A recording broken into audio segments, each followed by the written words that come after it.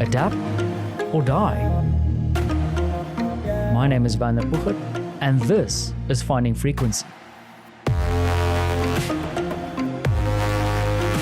Now, having the ability to adjust to new things is something that I think we South Africans can be proud of.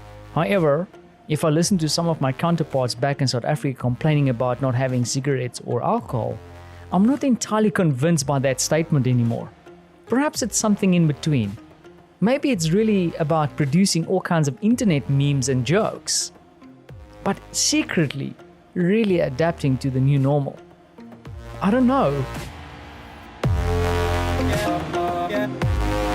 Hi, my name is Candice. I'm from Johannesburg, South Africa, but now I'm currently living in Sai Ying Pung, Hong Kong. I know Werner because I used to work on creative digital stuff with him at a big consultancy. What I've learned during the pandemic. So in Hong Kong, we were one of the first ones to experience it. We previously had SARS in Hong Kong. So I think we were quite adaptive to it in Hong Kong. If anything I've learned, I'm quite adaptive and resilient. I'm in Hong Kong by myself. My boyfriend's stuck in Sydney. So I've had to kind of deal with this whole thing by myself.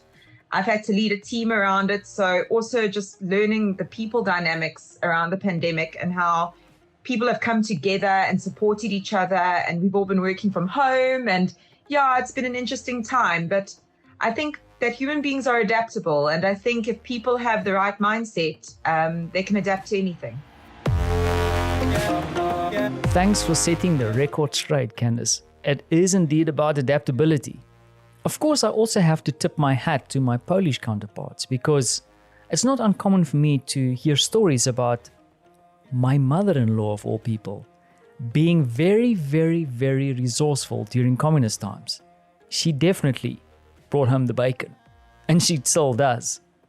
Now, I think this is true for many of my European counterparts, and you could probably dig up stories like this everywhere in the world of people just adapting. And now this is something to think about. I mean, around me, specifically here in Eastern Europe, things are starting to open up a little bit.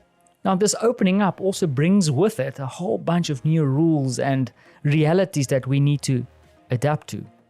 And it, of course, also carries with it a little bit of stress and anxiety, perhaps. But before we go there, just do me a favor. Slow down a little bit. Look back at what you've achieved up until this point and celebrate that for a minute. Tomorrow will come soon enough. Thanks for listening.